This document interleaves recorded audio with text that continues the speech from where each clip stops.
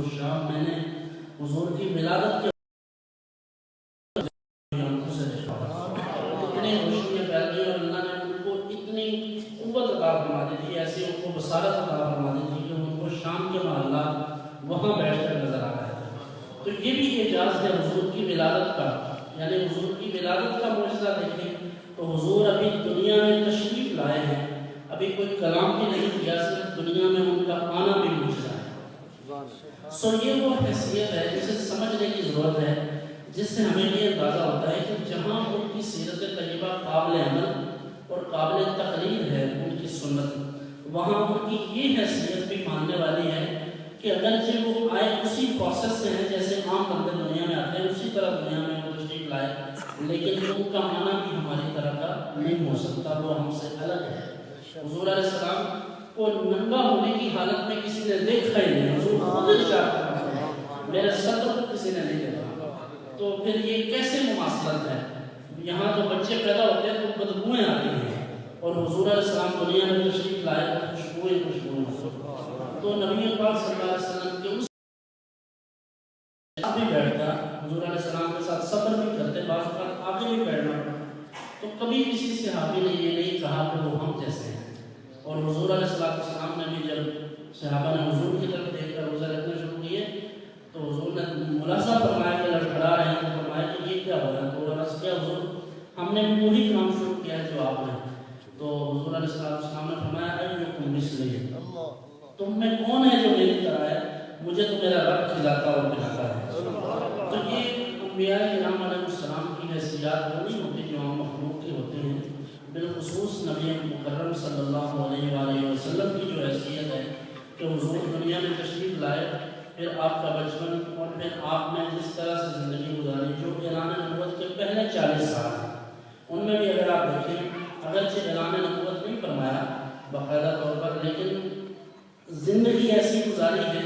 کہ جب اعلان نبوت فرمایا تو حضور صلی اللہ علیہ وسلم نے اپنے ان 40 سالوں کے تمام اعمال کو، تمام معاملات کو، بچوں کو جن کے ساتھ بچے ہیں اپنے بچوں کو سنبھالیں، پہلی بات تو محفل میں بچوں کو لے کے نہ آیا کریں، تھوڑا مشکل ہوتا ہے، اور اگر لائے ہیں تو ان کو تھوڑا روک جائے۔ درود پڑھنا ہے۔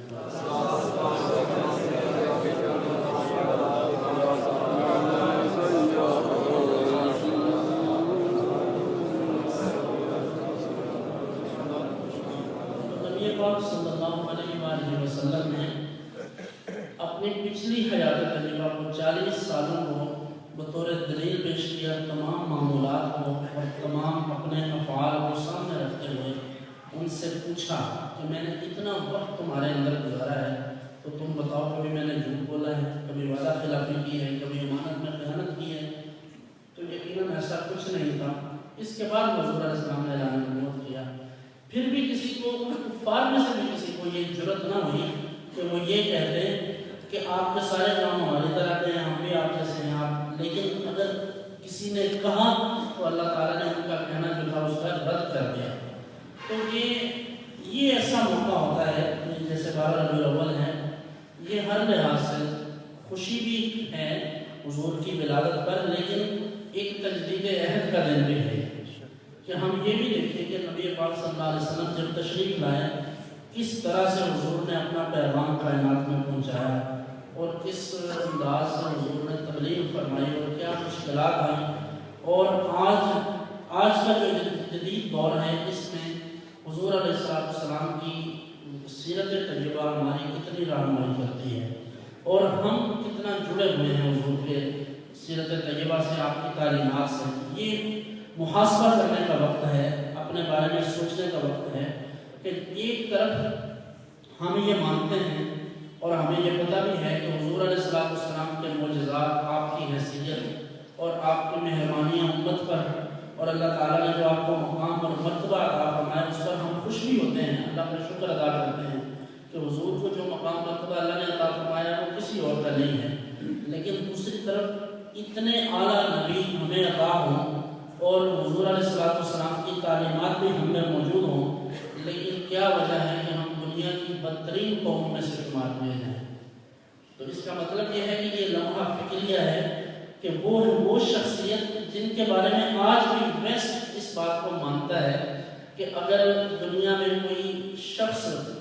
اچھی راہ پر چلنا چاہتا ہے، اگر وہ چاہتا ہے کہ اچھا انسان بن جائے، تو وہ جناب محمد رسول اللہ صلی اللہ علیہ وسلم کا پیروکار بنتا ہے، ان کی تعلیمات کو اپناتا ہے۔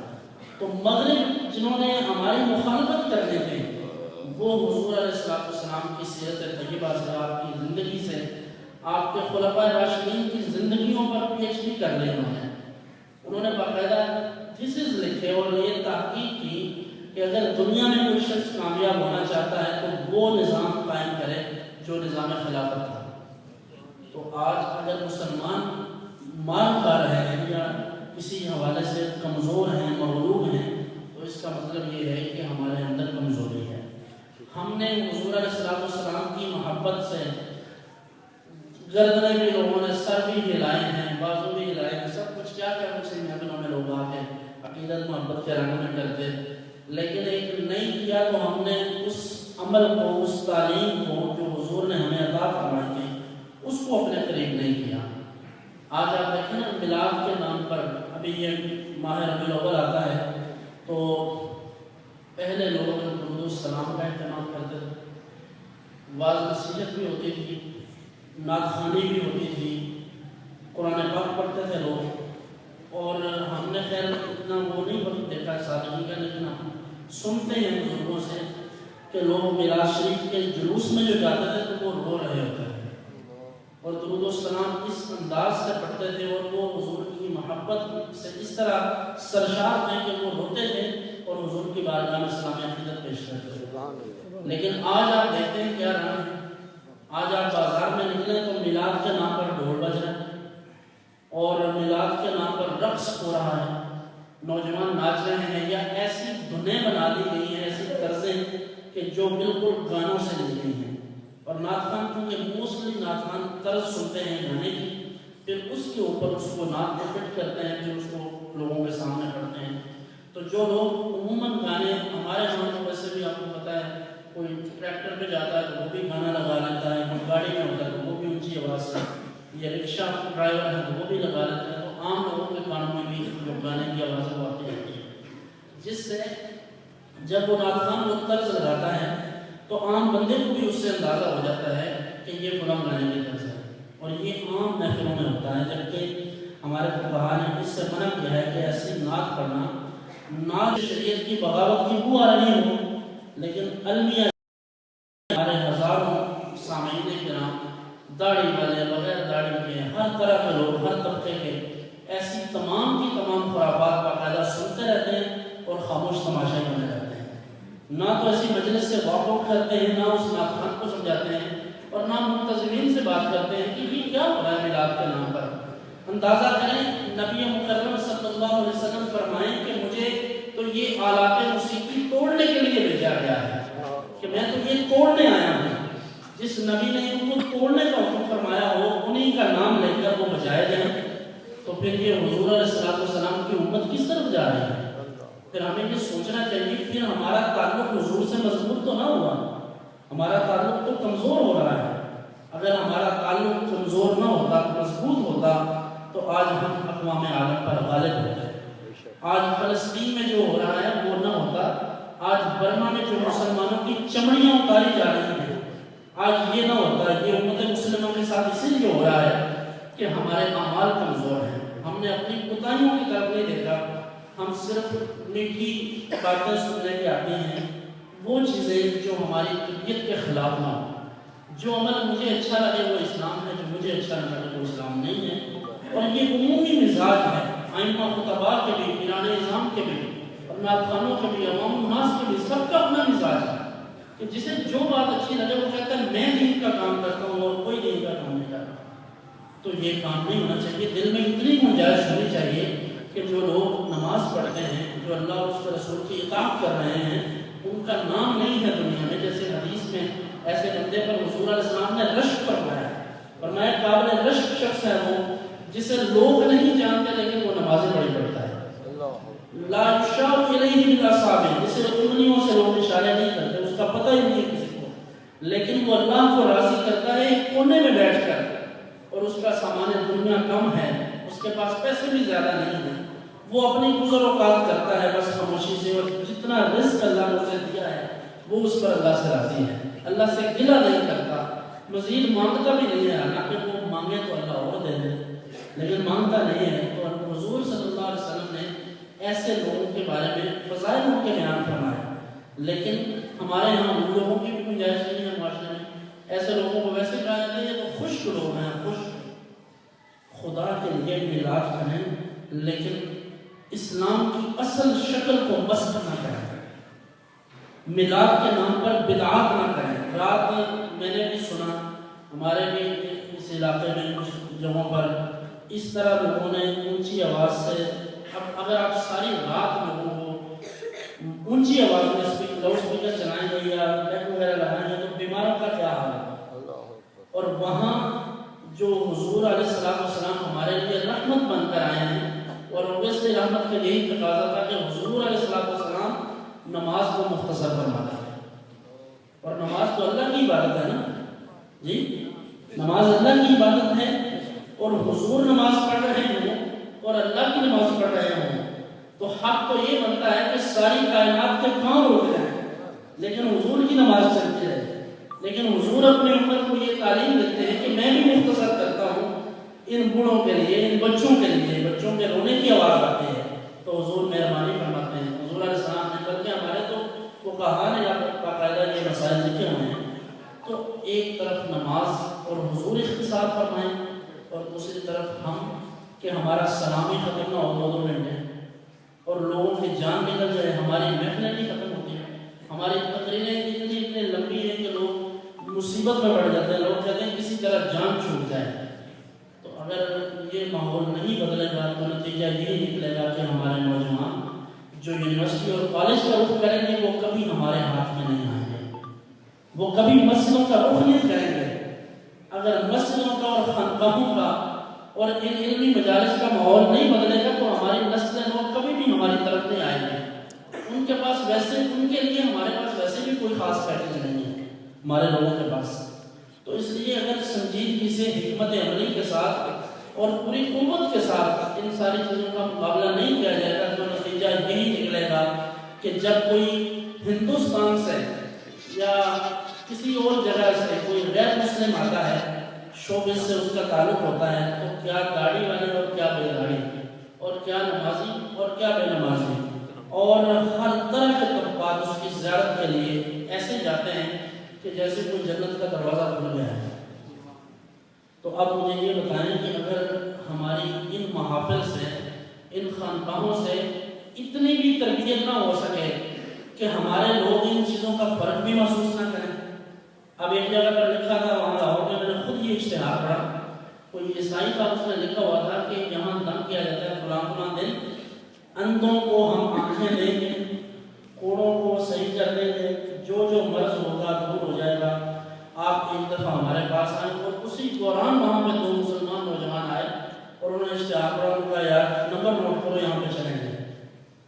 تو جس قوم کی اخلاقی اور ذہنی سطح کا یہ حال ہو کہ وہ کسی غیر مسلم سے بھی دم کروانے کے لیے جا سکتے ہیں،